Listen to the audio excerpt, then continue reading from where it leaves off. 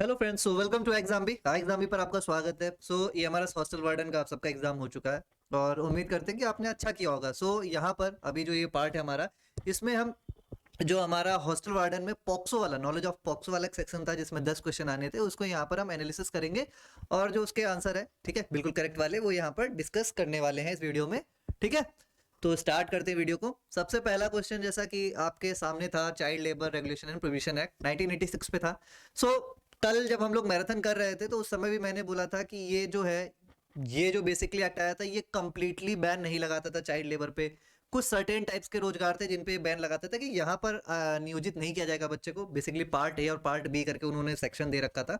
वहां पर 1986 के जो एक्ट है उसके अकॉर्डिंग चाइल्ड को एम्प्लॉयड नहीं किया जा सकता है। उसके अलावा आप कहीं पर कर सकते हो, एक्सेप्शन अलग से दिए गए थे। ठीक है, उसके बाद 2016 का अमेंडमेंट जो आता है उससे उसमें सीधे बोल दिया गया कि अगर बच्चा 14 वर्ष से छोटा है तो वहां पर कंप्लीट बैन लगेगा। ठीक है, तो ये स्टेटमेंट 1 यहाँ पर बिल्कुल करेक्ट थी और दूसरी बात यहाँ पर दूसरा स्टेटमेंट भी बिल्कुल करेक्ट है।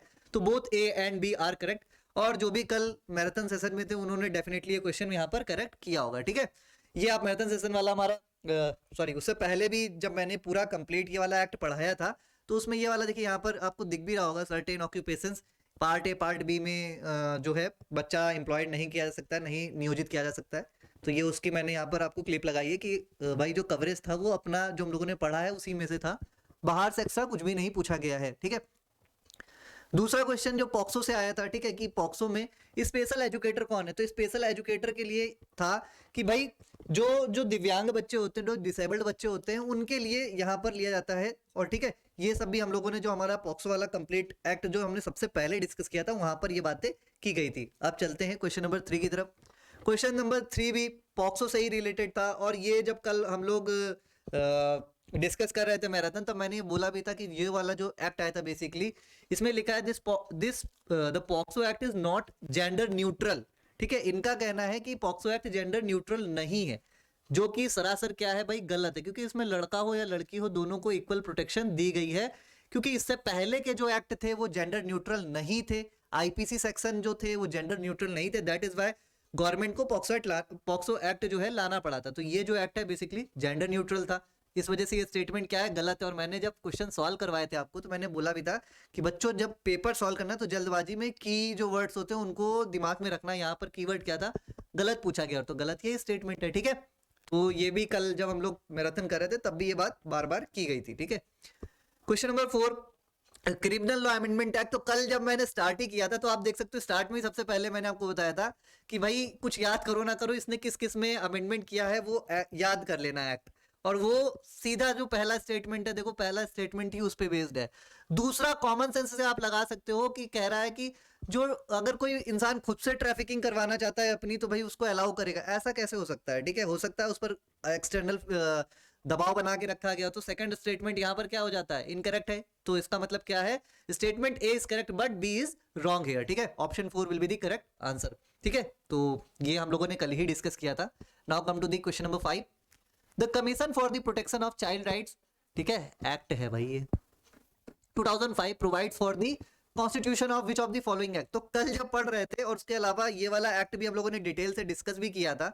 ठीक है, वन एक्ट जो हमारी वन वीडियो वन एक्ट करके हमारी सीरीज चल रही थी उसमें 13-14 मिनट की वीडियो थी। देन हम लोगों ने डिस्कस भी किया था। देखो एनसीपीसीआर का आपके सामने दिख रहा है। ठीक है, और मैंने आपको बोला भी था जिस तरह से सेक्शन 3 से एनसीपीसीआर की बात करता है उसी तरह से आगे आप जाओगे तो जो state commission for the protection of child rights उसकी भी बात की गई है।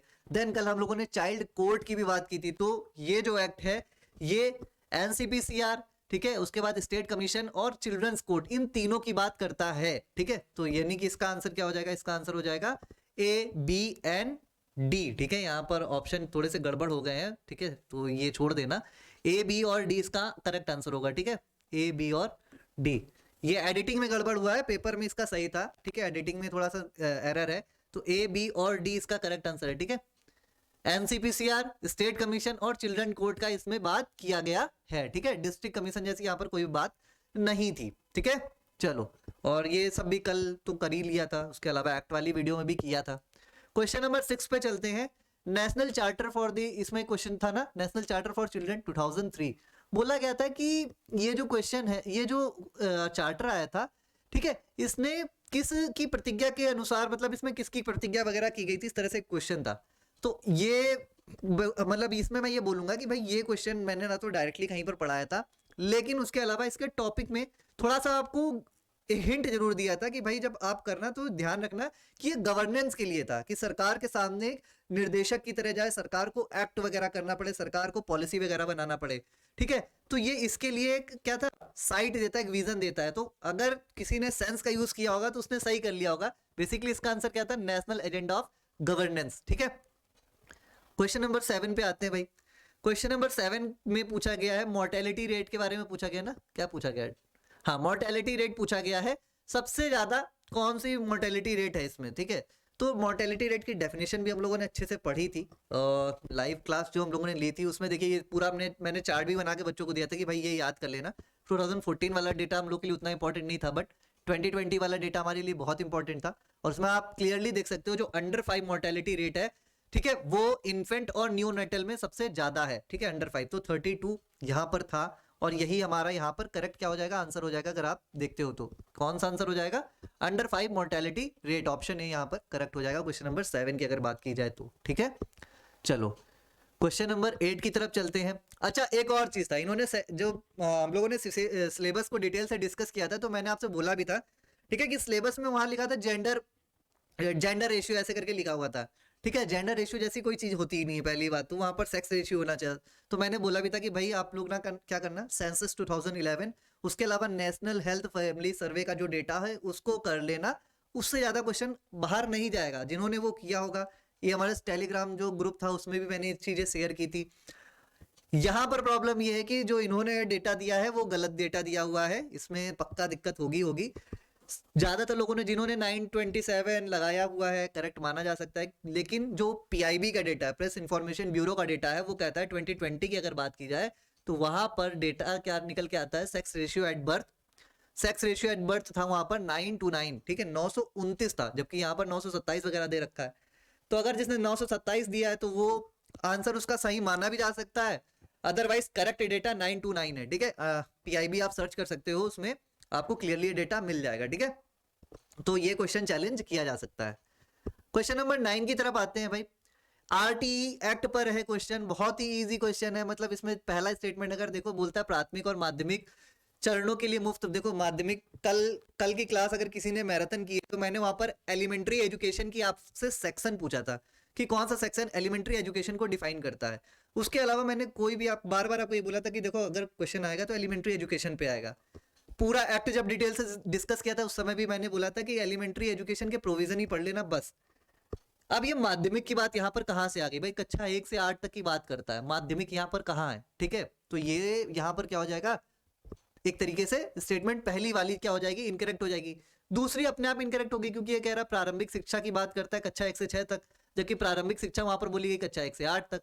ठीक है, यानी ये स्टेटमेंट भी क्या होगी भाई, गलत होगी। तो तीसरी वाली 6 से 14 वर्ष के बच्चों को ये फ्री एजुकेशन प्रोवाइड करता है, इट्स अ करेक्ट। यहाँ पर option 3 only C will be the correct answer here, है ना। और ये हम लोगों ने जब डिटेल से देखो डिस्कस किया था, सॉरी, तो यहाँ पर आपके सामने देखो एलिमेंट्री एजुकेशन क्या लिखी, कक्षा 1 से 8 तक लिखा हुआ है।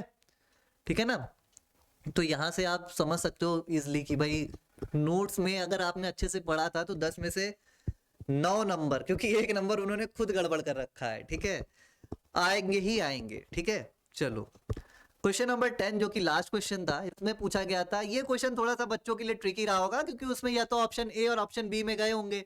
ठीक है, ऑप्शन सी और डी तो कंसीडरेबल ही नहीं था, इनको छोड़ सकते थे आप डायरेक्टली। ठीक है, तो जिला न्यायालय में विवाह को रद्द करने के लिए याचिका किसके द्वारा दायर की जा सकती है। कुछ लोगों ने सोशली कंसाइज इंडिविजुअल यानी ऑप्शन ए पे लगाया होगा, किसी ने लगाया होगा by either of the contracting party.